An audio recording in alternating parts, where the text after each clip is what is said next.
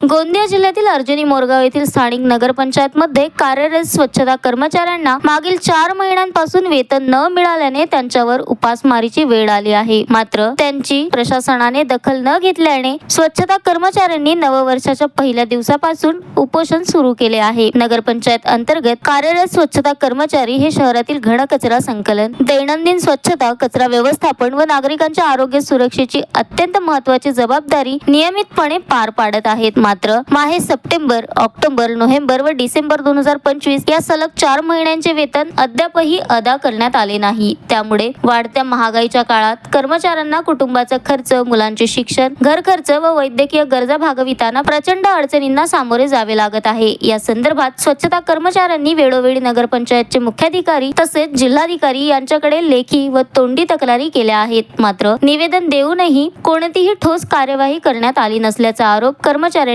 केला आहे. नमस्कार, मेरा नाम दर्शना पटोले है। मैं नगर पंचायत सफाई कर्मचारी हूँ। पिछले 5 साल से ड्यूटी कर रही हूँ। यहाँ पर हमारा पेमेंट न महीने से बराबर होता नहीं, और होता भी है तो ऊपर से हमको पैसे वापस मांगे जाते हैं, तो हमको देना पड़ता है वापस, तो वो अब हम नहीं देंगे वापस। ऊपर से कुछ बोलने जाओ तो तुमको अभी के अभी काम से निकाल देंगे, अभी के अभी काम से निकाल देंगे, ये हमको बारंबार धमकी मिलती है। पीएफ का पैसा जमा होता नहीं है, होता भी है तो 5,000 एक साल में, बस इतना ही होता, उसके ऊपर नहीं होता। हमारा ESI का दवाखाना खुलना चाहिए, बस इतना ही मांग। हम हमारे उपोषण में बैठे हैं जब तक कि हमारी मांगे पूरी नहीं हो जाती। जो हमारा किमान वेतन है वो हमको नहीं मिलेगा, हम इस जगह से उठने वाले नहीं हैं, चाहे मर भी जाए तो चलेगा। ठीक आहे. माझं नाव दीपक सुधाकर बोलतरे आहे. मी अर्जुनी मोर येथे राहतो. नगरपंचायत अर्जुनी मोर येथे सफाई कर्मचारी म्हणून काम करतो. उपोषणावर बसण्याचे कारण आमच्या मागण्या आहेत. आम्हाला वेळोवेळी पगार भेटला पाहिजे. तोही पगार किमान वेतनानुसार मिळाला पाहिजे. नंबर 2 मागणी आहे आमची, 7 तारखेच्या आतमध्ये पगार झाला पाहिजे खात्यावर जमा.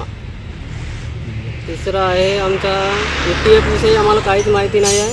EPF विषयी आम्हाला पूर्ण माहिती हवी आहे.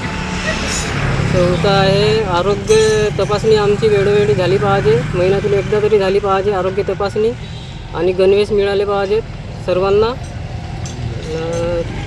तिसरा आहे आमचा आरोग्य विमा.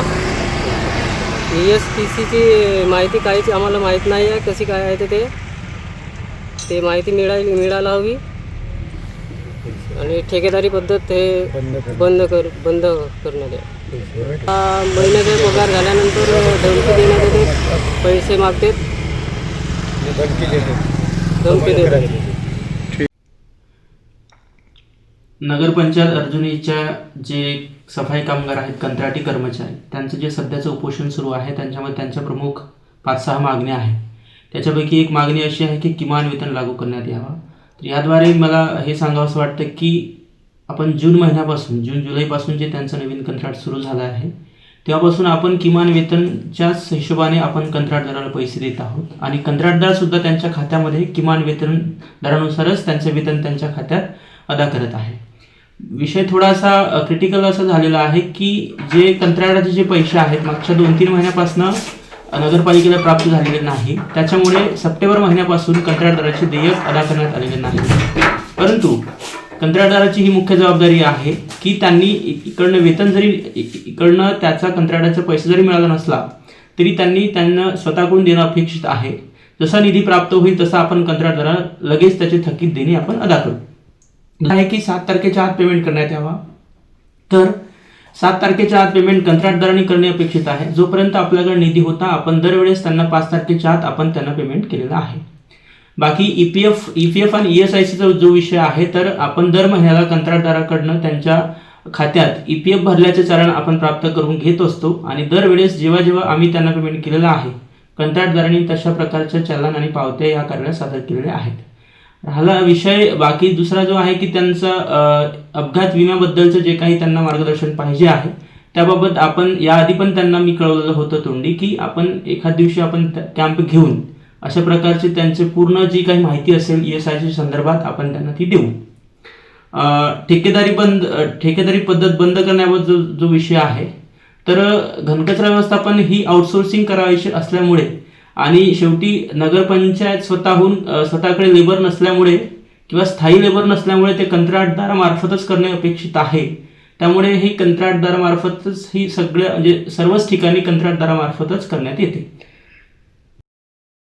Sunil Kawade, the sting operation news, Gondia.